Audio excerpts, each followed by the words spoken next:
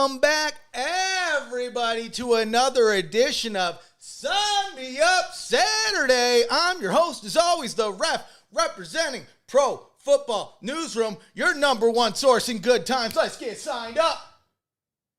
Of course, as always, we got XFL news, USFL news, we got some CFL news. We're talking Major League Football, MLFB news. We're talking AAF. I know they haven't been around for a while, but we're talking about it. And you know what? I'm feeling like I might be getting a little bit sick, so excuse me if I cough a little bit here and there. But you know what? As always, we're joined by our unofficial sponsor of Sign Me Up, Bud Light. That's right. Let's get signed up. We don't like if you...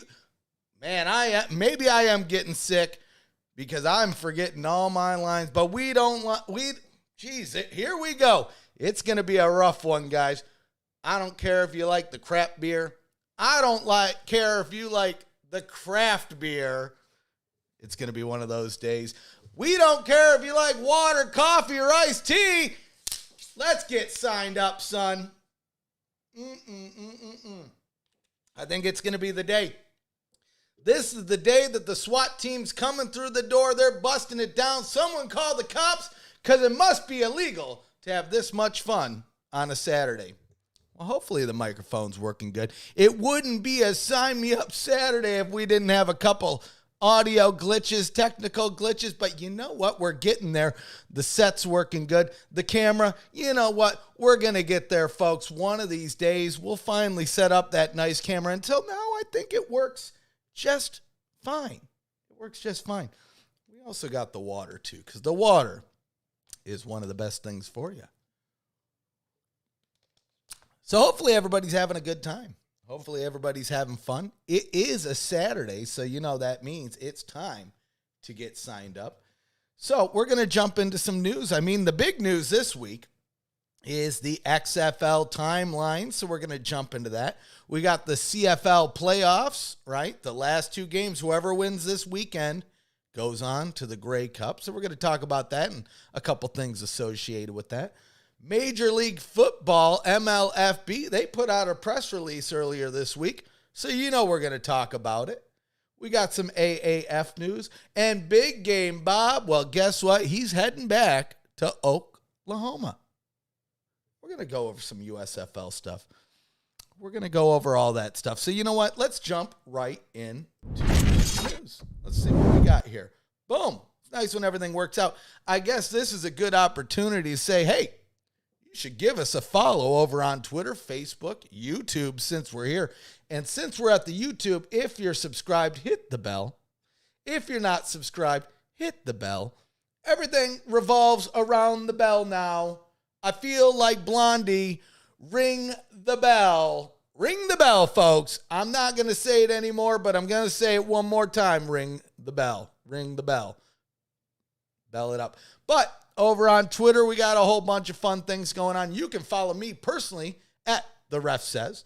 But, of course, follow us at PF Newsroom, XFL Newsroom, CFL Newsroom, and, of course, USFL Newsroom. And maybe there's going to be some more on the way. That's where all the latest news is dropping. You can kind of have it segmented by your league, or if you like all the news, PF Newsroom, that's the way you want to go. So, you know what? I think we're going to start this one out talking about our man, Big Game Bob, former Dallas Renegades head coach and former head coach of the Oklahoma Sooners. Crazy news came out earlier this week. He's heading back to Oklahoma to stand in for Lincoln Riley, who had just left, to stand in as the interim head coach. Now, this really is just going to be for the bowl game. There's little to no chance that he comes back next year. But either way, Big Game Bob has an opportunity to get one more Oklahoma win under his belt. And maybe this is just a sign of things to come. Possibly. Again, speculation time. Everybody get crazy because the ref's speculating. Maybe he wants to get back into coaching, have another game before he jumps into something like the XFL or maybe the USFL again. If we had the two options, I would think of the two. He's probably going to go back to the XFL. Again, we don't know. We don't know what's going to happen. But either way, I know I'm going to be tuning in here. So yesterday, meaning earlier this week, news broke that Bob Stoops would be returning to Oklahoma as interim head coach, as news came off that Lincoln Riley had decided to leave his position as head coach of the Oklahoma Sooners to take over the program at USC. Now, naturally, this left a lot of angry Oklahoma fans saying, hey, what the flip, dude? You're just going to leave us high and dry, especially before a bowl game? Well, Bob Stoops, Big Game Bob, he put out a statement to address the situation. First and foremost, I'm a program guy, and whatever I can do to help OU and to support the players, of course, I'm glad to do it. You love to hear it. You love to see it. I'll do everything I can to help them finish the season in a strong and successful way, and I look forward to that. Me too. Hopefully you do too. Let us know down in the chat. Let us know down in the comments. Are you going to be tuning in to Bob Stoops coaching? I mean, realistically, this could be the last time that we see Big Game Bob Stoops coaching a team. Could be history. It also could be a precursor to something else. But again, speculation. That's all about it is. But looking back, when the XFL was ramping up towards their 2020 season, the league named Bob Stoops as the first head coach at the time of the unnamed Dallas franchise, which ended up being the Renegades. This is a major announcement for the new football league, and there's a reason he was the first coach announced. This was a big deal. Nobody expected somebody of the caliber of Bob Stoops to join the XFL. Now, as we later learned, the other coaches joining the league, the caliber was good across the board. Some might argue Tampa Bay maybe left a little bit to desire, but I think they did. I think they could have done fine had we finished out that season. We really saw the Vipers coming into their own near the end of that. Either way. I'm excited. We have the winningest head coach in college history heading back to his main school, Oklahoma, one more time. Like I said, Oklahoma, they're going to hire somebody for next year. Probably not. Absolutely not going to be Bob Stoops. But either way, I'm going to be watching the game. Hopefully you guys are watching the game. Let us know down in the comments. We're going to take a water break. Like I said, the ref's getting a little bit ill here. I don't want to speculate on what it might be, but we can all hope that it's not what we're all thinking. That being said, moving to the cam. I got to say, I know way too many people that have the illness that shall not be named right now.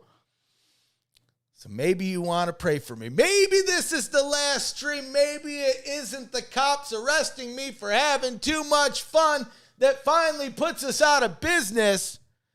But maybe it's the illness we shall not name. So here's to not having that. I've been kind of self-quarantining anyway. I just got back in town from Illinois. Now, there's one thing that I rediscovered, if you will, in my trip to the Midwest is, boy, oh boy, is Old Style one delicious beer. And much to my dismay, there's not one vendor within 200 miles of where I live that sells Old Style. Not even the Total Wine and more. Not the Specs. So we're going to have to figure that out, guys. If anybody knows how to get Old Style in Texas, let the ref know. These might be my last days. So we can't let that happen. We can't go out like that. No. I want some Old Style. That's like my spinach. If I was Popeye and I wanted to get bulked up, give me a couple Old Styles and you will see a ref like you've never seen before. Actually, I'm probably not even sick. I'm withdrawing from good beer and good times and good food, mind you. The Midwest is full of good food. Ate way too many hot doggies. Family cooking, the Thanksgiving dinner was among the best. I don't think I've ever seen my wife eat leftovers like I did with this Thanksgiving. But she did. And I did as well. I feel like I gained 20 pounds, maybe more. But hopefully the one thing we didn't gain is the illness that we shall not name. Water time. That's what we took this break for anyway. If you don't like water, you should get on that water train. People tell me that water is boring. You're boring. Water is delicious. It's also why I like Bud Light. It's very similar to water. Tasty. Yeah. Oh. So again, hopefully everybody's having fun. We talked about some Bob Stoops action. But I think we're going to jump into some ELF news. European League of Football. So last year, the ELF debuted, and they brought back a ton of former NFL Europe franchises, and they even borrowed a few from the NFL themselves. Going into this year, we're going to talk about it, but they expand, and they just announced they're going to be adopting the XFL kickoff rules for their 2022 season. So let's jump into it. Now, again, they don't specifically mention that it's the XFL kickoff rules, which is a shame because I think there's some just due there. But either way, I'll preface that before we jump in. The European League of Football, ELF, debuted last year, bringing back a lot of former NFL Europe team identities with them. Needless to say, the league delivered and fans gravitated towards the new product last summer. Many were surprised at how well it came off. In the league's inaugural 2021 season, ELF had 8 teams, 2 in Germany, 1 in Poland, 1 in Spain, split into 2 divisions. North, Berlin, Hamburg, Leipzig, Wroclaw. I'm probably butchering that name. Let me know down in the comments. Let me know in the chat. That's fine with me. And in the south, we had Barcelona, Cologne, Frankfurt, and Stuttgart. For 2022, we're expanding, or ELF is expanding to 12 franchises. So now in the north, Berlin Thunder, Hamburg Sea Devils, Leipzig Kings, Wroclaw Panthers. Sorry, guys. Central, Frankfurt Galaxy. Oh, here comes another one. Schwarko Raiders, Stuttgart Surge, Vienna Vikings. I know Vienna because the Vienna beef. Vienna beef is good. And in the south, we have the Barcelona Dragons, Rainfire, Istanbul Rams, and the Cologne Centurions. Well, these aren't the only changes coming to the ELF next season. As we mentioned, the league earlier this week announced they have a new set of kickoff rules, and they announced it across their social media platforms. So here's what they say. Here's how the kickoff return will look in the future. The defending team will start on the opponent's 35-yard line. The return team will start at its own 30-yard line. When the ball is kicked, only the kicker and the returner are allowed to move. If the returner touches the ball, all players are allowed to run, block, and tackle. The same applies 3 seconds after the ball touched the ground. So if the ball hits the ground, nobody touches it for 3 seconds, it's live, free frenzy, everybody does their thing. To avoid collisions at top speed, the rule will be adjusted. There has always been an emphasis on creating a players' league, and it is our responsibility to minimize the risk of injury. Football is a contact sport. Every player takes a risk. But on kickoff returns, we chose to go this route because we believe that the opportunities for big plays will be greater, and thus the attraction for the fans will continue to increase. And again, we agree, but we agree because we saw this in action in the XFL. In fact, let's take a look here. I don't know if the audio is going to come through, but we're going to test it out. It's not, but you can see what's going on here. This is the first kickoff in the XFL, and as you can see, everybody stays put. We're going to go back here a little bit. Everybody is steady here. Can we move it? So we're going to watch the ball get kicked off. Let's fast forward here. See him get into place. Everybody here stationary. Now let's get this a little bit further here. Now that he has the ball, right? Boom. Everybody goes, and this is your play. And you know what? I love to see it. I love the safety factor. I do love the idea to see the the XFL's rules being adopted. Would have liked to see the credit there a little bit, but such is life. Are you excited about the European League of Football returning next year? What is your team? I mean, let us know in the chat. Let us know in the comments. ELF, I mean, they made it to a second season. They're expanding.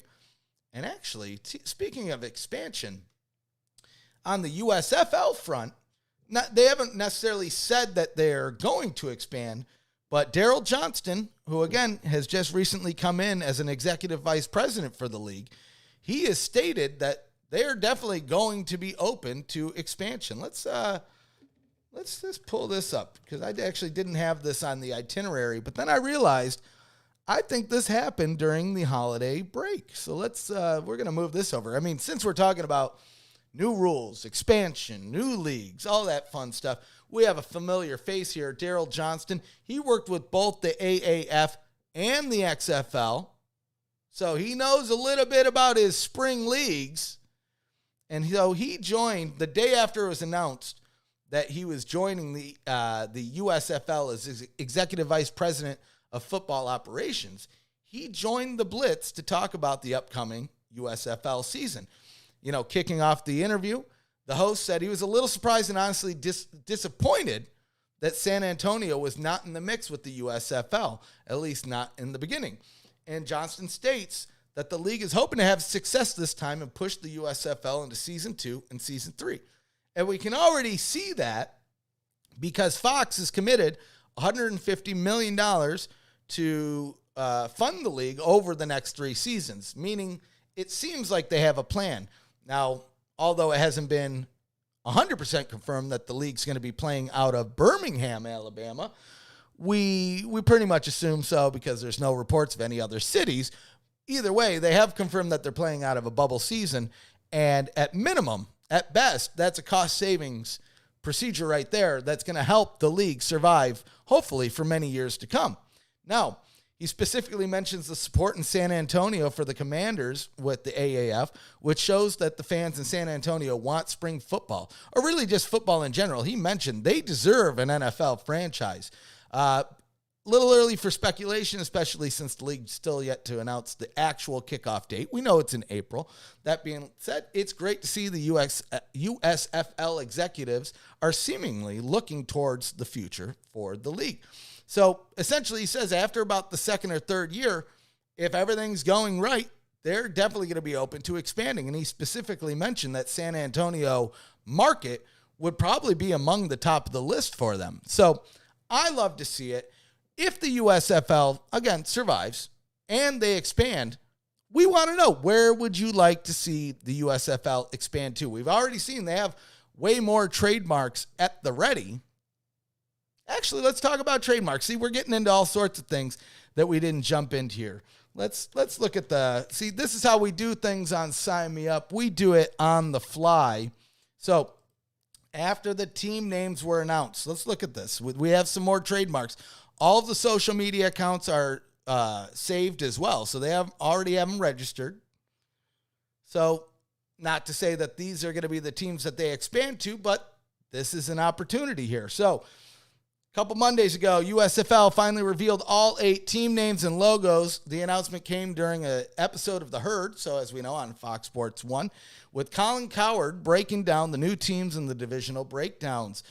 Since then, like we just talked about, we've seen the first round of hires with Daryl Johnston say that they could possibly expand after its second or third season.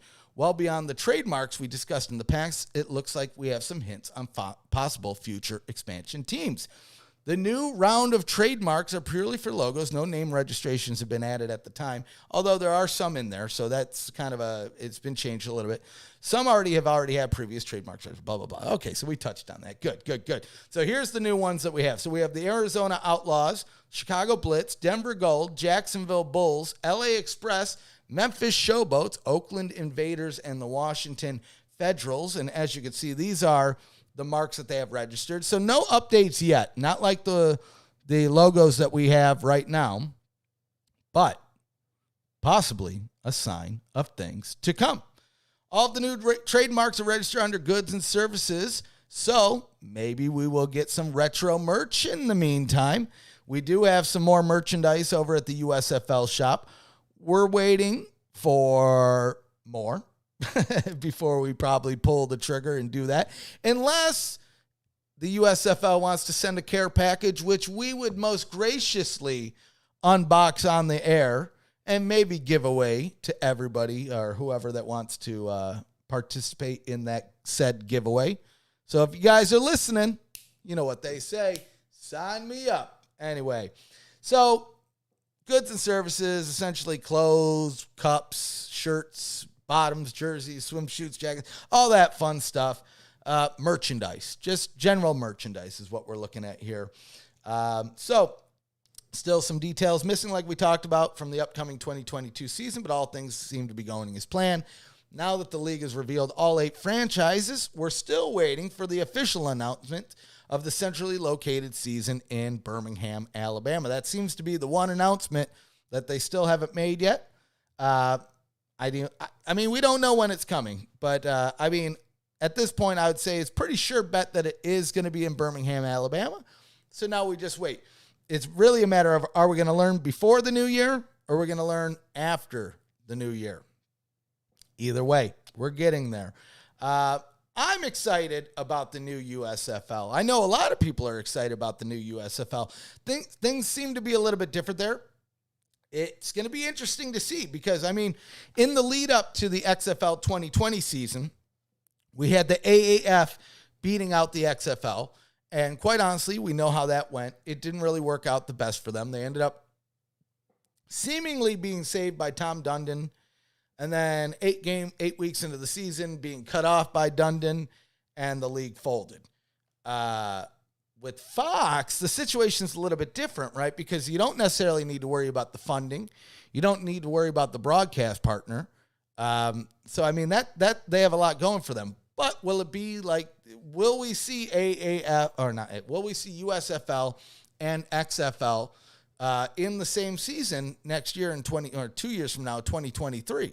I mean, time will tell. And we're going to talk about how that could work out here in a little bit because, as we alluded to at the beginning of the episode, the XFL has, for a lack of better terms, leaked the kickoff timelines for 2023. So we know the kickoff day. We know when they're returning. So stick around. We're going to jump into that in a little bit.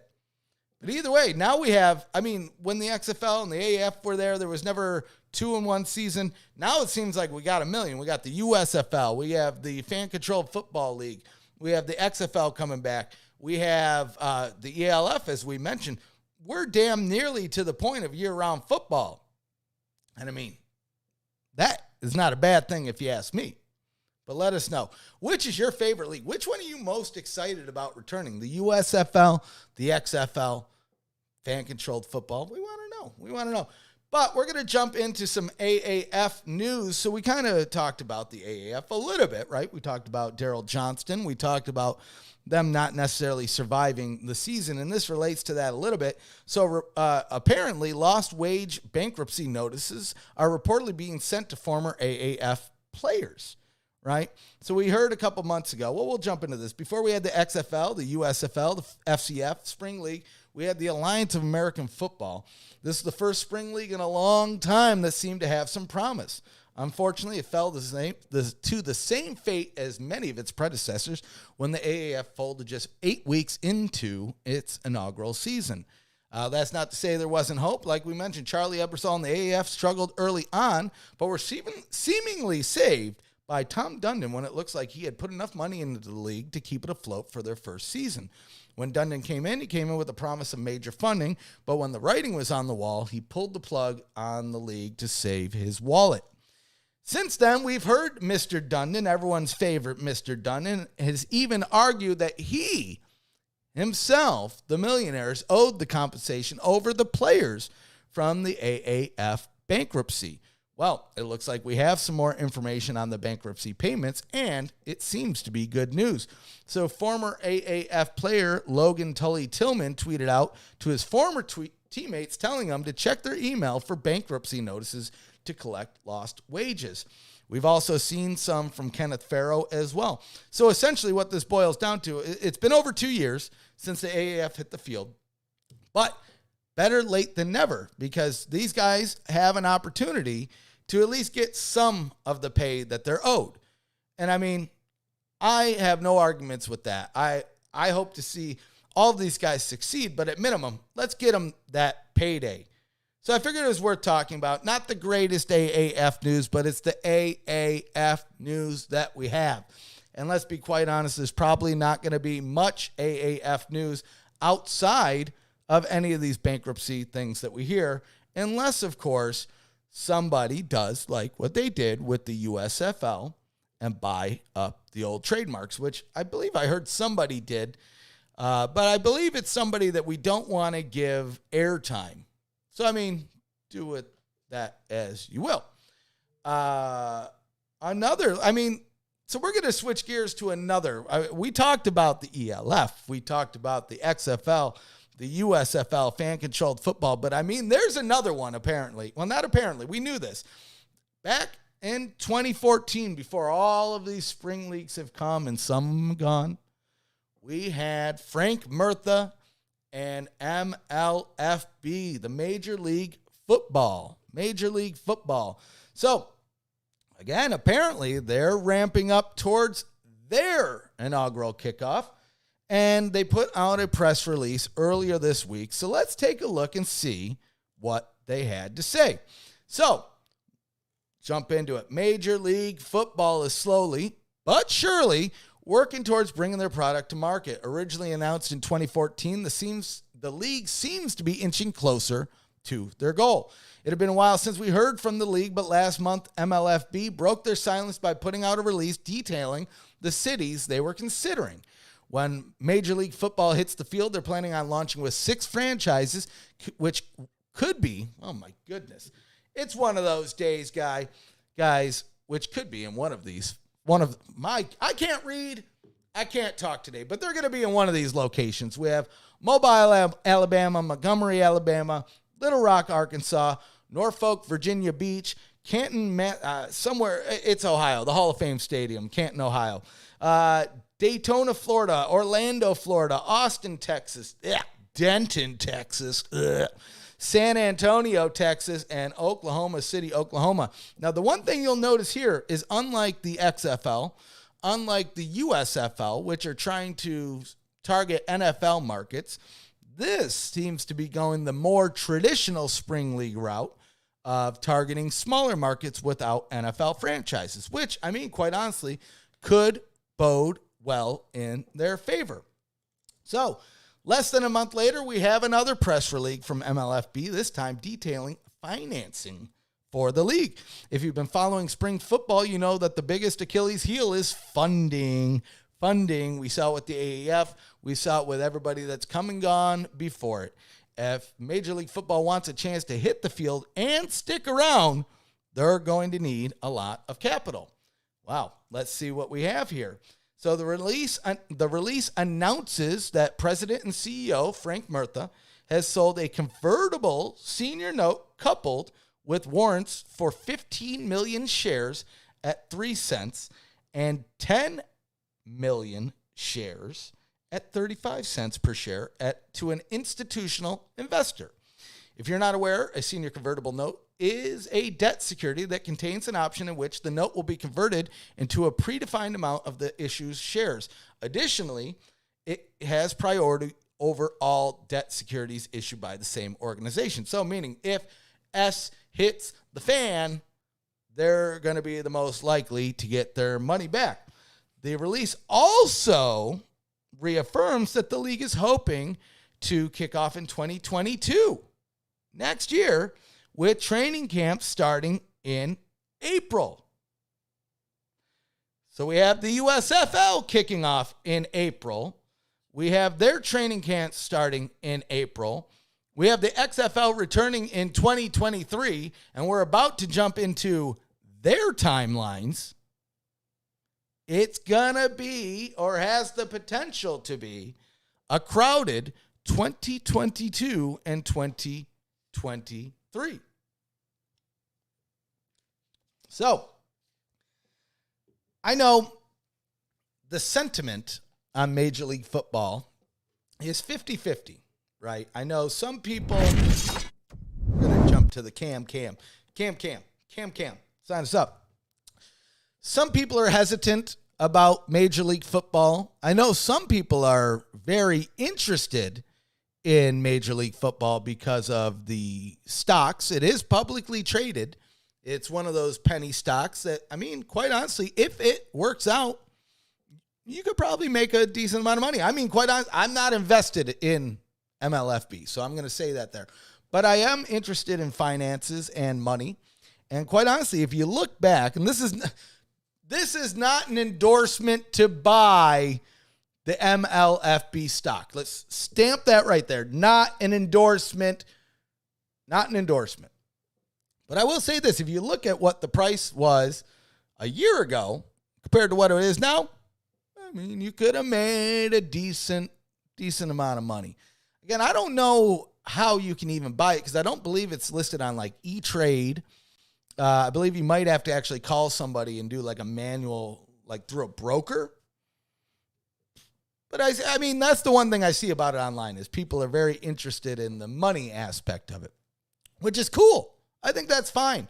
I think maybe it'll hold them accountable as a publicly traded company. As I say this, they announced in 2014 and it's 2021. It's almost 2022. So there's a lot that, I mean, still has to happen for this league to kick off.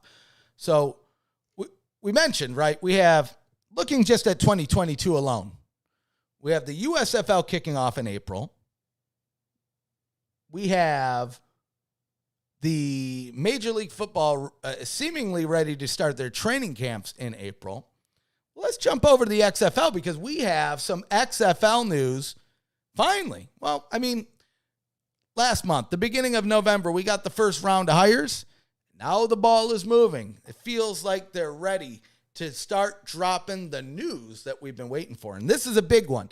This is a big one. So we're going to jump back over to the web. Jumping over to the web.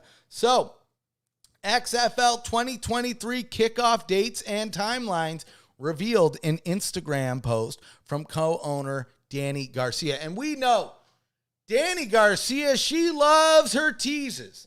She loves to post on Instagram and leave little hints, almost like Hansel and Gretel. Little Hansel and Gretel. Garcia gave us a big one this time. This is like a whole cookie. This one's a whole basket of cookies, I don't even know what to call it. I'm filled with sweets and treats, if you will. The proverbial sweets and treats from this announcement. So let's jump into it. So again, earlier this year, the football world was rocked by the news that the CFL and the XFL were officially talking about creating a business partnership. Shortly before the delayed CFL season was set to kick off, the two parties decided to go their own ways. Some people were happy about this. Some people were upset about this. And quite honestly, there were a lot that were indifferent. But that's also when we learned that the XFL would be delaying their return from 2022 to 2023. We kind of knew it was coming. We anticipated that the announcement would be there, but I figured this was a good time for them to make it, and they did. So after they made that announcement, there really wasn't a lot of news coming from the XFL camp. But in November, as we mentioned, that all changed. In the league's first statement since the conclusion of the CFL talks, the XFL announced its first set of hires under the new ownership group. Headlining the announcement was that Brandon Russ would be coming in to serve as the league's president. And we talked about this on 2 shows ago. We also saw returning names coming back to the XFL, which is one thing that I personally love. So when the hires were announced, we expected to see more news in the near future. And thanks to co-owner Danny Garcia and her teases, we have just that. So earlier this week, Garcia shared a post on Instagram which featured an image from one of the XFL meetings. Images, rather. The image, one of them at least, has a lot to share and confirms a few things that we've been hoping. So here's the first one. This is what I love about her. The little trail, the breadcrumb trail. At first instance, You get the Hulk, you get The Rock, you get Danny Garcia, you get Jerry Cardale from Redbird Capital. And she just posted here, can you identify the real Hulk in this photo? So again, this is back from October 4th, 2021. It was a dynamic workday in our XFL journey to kickoff, executing on the art of possible with our skilled and seasoned team, and has solidified our innovative XFL universe and brought about consistent milestone moments. I'm so proud and inspired by their great work and can't wait for the more. And there is going to be more. So again, first look, hey, it's a bunch of XFL owners and the Hulk. Well, guess what? Boom. What do we got here? The countdown is on. Now, keep in mind, this image is from October. So that 502 days, oh yeah, it's less than that. 257 days, 462 days. What are they talking about? Well, let's jump into it. But before we do that, we also have one more image here. We have The Rock, we have Cardale, we have Garcia talking about the XFL. Now, some sharp-eyed fans online noticed we have all the jerseys other than one in the background. Now, I think this is a good, before we jump into the timelines, let's talk about the jerseys. So the one that's missing, let's jump into that, is the Houston Roughnecks. You may be aware that there's some litigation from the NFL and the Patriots about the Roughnecks logo. But I would say I think the Roughnecks are probably still here, and the jersey is just off camera. I could be wrong. Don't hold it against me. I'm really hoping the Roughnecks come back. We might see a different logo for them. But I mean, Houston is the market to be. Undefeated. They'd be silly to take away our undefeated team. But maybe with the USFL coming into Houston, maybe they do. Maybe they do. So that's something to pontificate over. Not necessarily something that is confirmed. My take on it is it's there. It's just not in the image. So let's jump into the real fun news, though. We got some timelines. So the biggest item here is that the XFL is set to kick off February 18th, 2023, which is the week after that year's Super Bowl. This is the same strategy that the XFL took in 2020. And me personally, I like that they're keeping it this time around as well. Beyond keeping their schedule in place, it ensures that the XFL and the USFL won't go head-to-head as the USFL kicks off in April. So that would take place. Again, like we mentioned earlier, we're getting dangerously close to year-round football. We have the NFL season, Super Bowl, week after the Super Bowl, XFL. XFL plays, XFL championship comes. We don't know if it's necessarily the week after, but it's shortly after we have the USFL kickoff.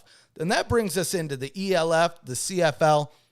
I mean, we're hitting the glory days here.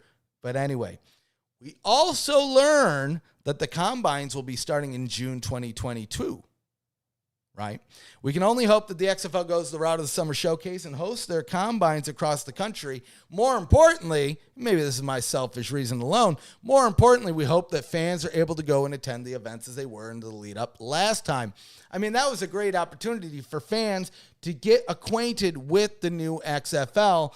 I think one of the things that the XFL did like perfect in their lead up to 2020 were their fan engagement events, mainly in part these summer showcases. So please, if you're listening over at XFL HQ, give us that summer showcase. Give us some fan engagement against events and sign me up. Sign me up. Again, blame it on the throat. Blame it on the throat. It's one of those days, guys. So lastly, we see that training camp is set to start in January of 2023. 2023. So again, similar to the XFL kickoff last time, training camp started in January, kickoff in February. Gives them about 6 weeks to meet the coaches, 6 weeks to gel. Something gets short. I mean, it seemed to work out fine the last time around. I think it's fine. I think it's more than we've seen other leagues do. So now that the ball is rolling, we can't wait to see what the new ownership group has up their sleeves. Like I said, now that we have some hires, We're starting to get some more teases. I would expect as we roll into 2022, the news is going to start rolling, right? We're going to start learning coaches. We'll probably get confirmation on the teams again, just to either solidify the ones that are returning or if there's any changes. Don't forget, we have the XFL shop that has been shuttered. That needs to come back online. There's a lot to look forward to, and quite honestly, I'm getting excited. I'm getting excited about the XFL. I'm getting excited about the USFL. Quite frankly, I'm a little bit excited about FCF and the European League of Football. And my man in the chat, Gridiron Gallery, Zach, sign you up. If you guys haven't already, go give him a follow. I mean, I started working with this dude. We've been working together a couple years now, maybe a year. Maybe it's only been a year. I don't know. Solid guy. If you aren't following him already, he's on the YouTube. He's on all the podcasts. He's on the Twitter and the Facebooks. Type in the name. You'll know how to get him.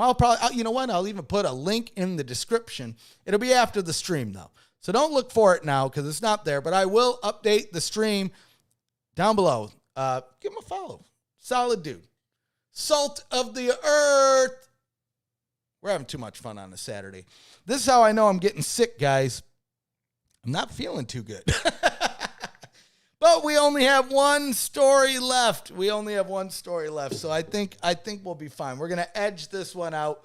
I actually had a few more stories I think we're going to talk about, but you know what?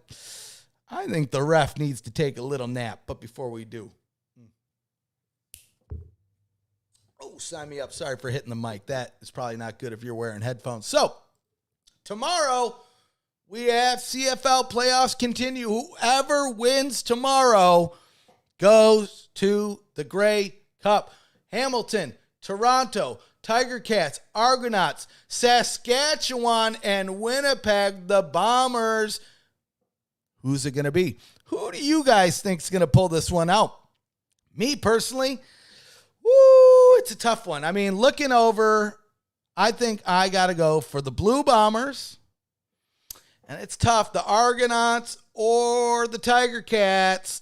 I'm going to have to go with the Ticats. Why? I'm a Lions fan.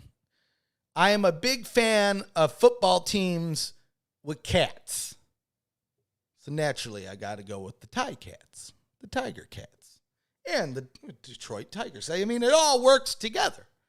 I'm just a cat team kind of guy. Anyway, yesterday there was a little bit of a scare on the Argos side, though. TSN's Dave Naylor reported early on, before this was even a thing, that he was hearing that Toronto Argonauts quarterback Bethel Thompson had been sent home and is being held out of practice yesterday because of attending the Raptors game. And get this, at his team's request, the Argonauts sent him to the Raptors game.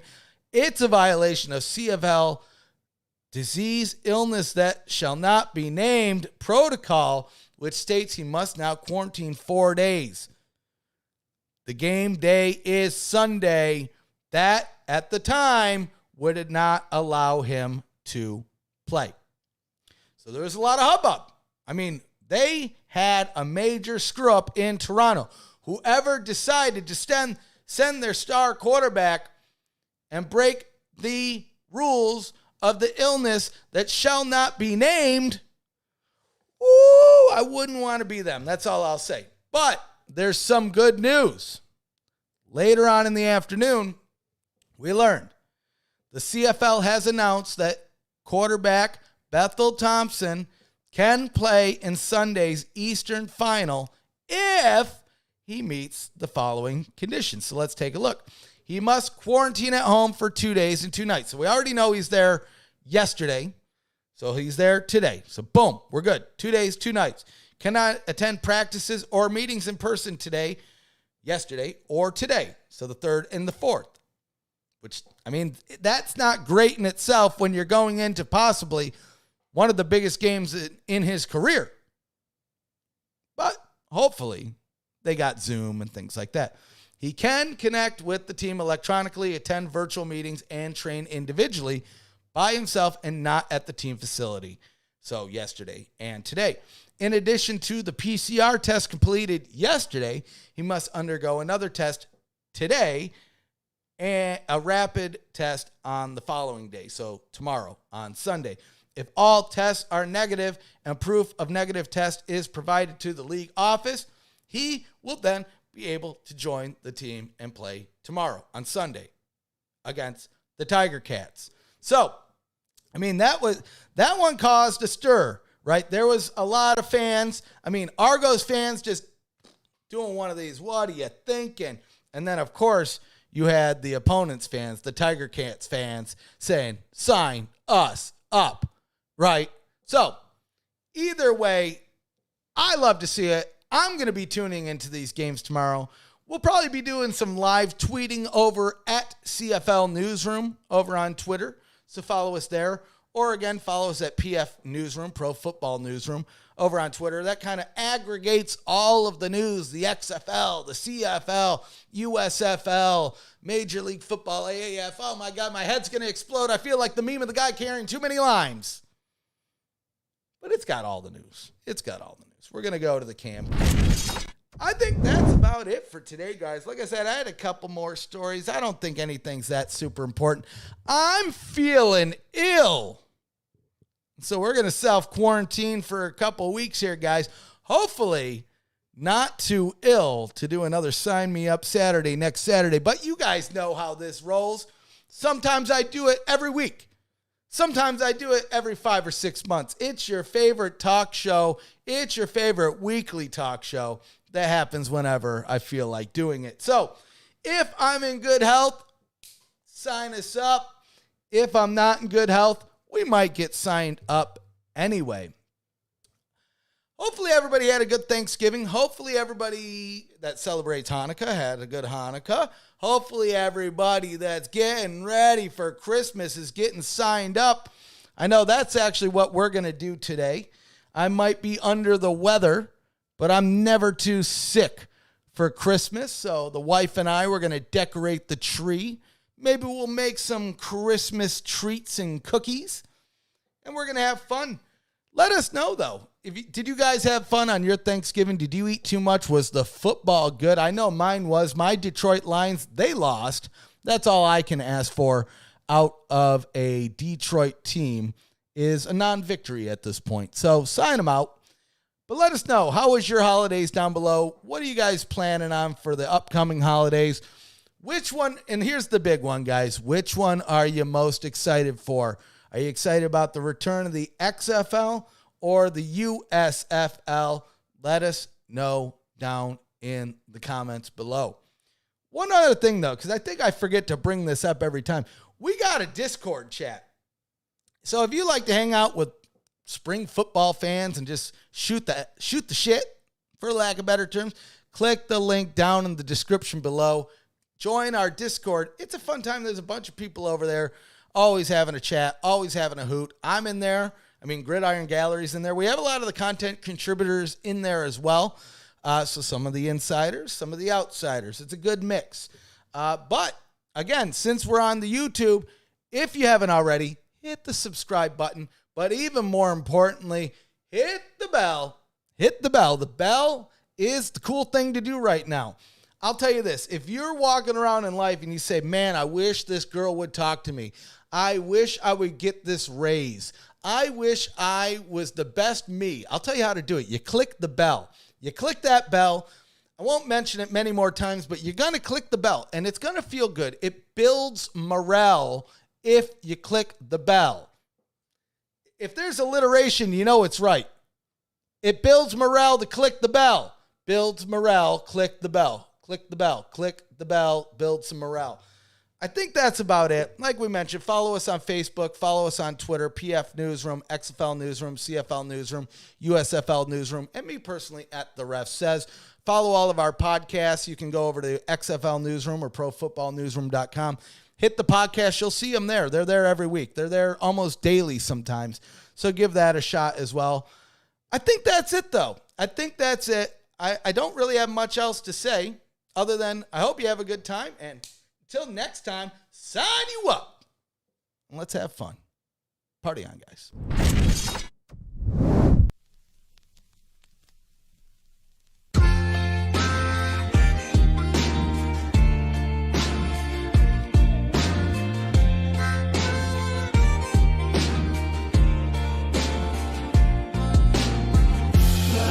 self-esteem is like a virus. You catch it from other people. Low self-esteem is like a virus. You catch it from other people. You didn't get your low self-esteem necessarily because you were born with it. It's got to be a genetic component here. But mostly it comes from narcissists who have their own broken self-esteem, and they want you to have a broken self-esteem, and if you don't have it, they're going to give it to you. You catch it from other people, and you can get rid of it, just like you can get rid of it. Right? Low self-esteem is like a virus. You catch it from other people. Low self-esteem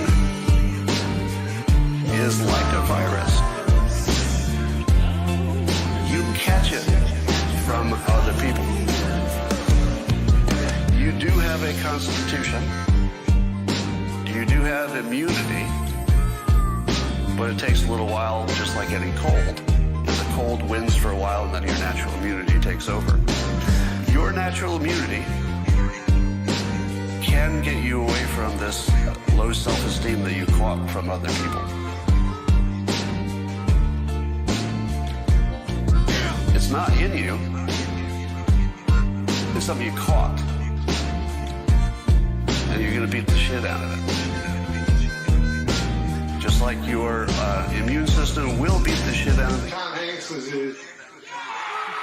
99% of you plus. Low self-esteem is like a virus.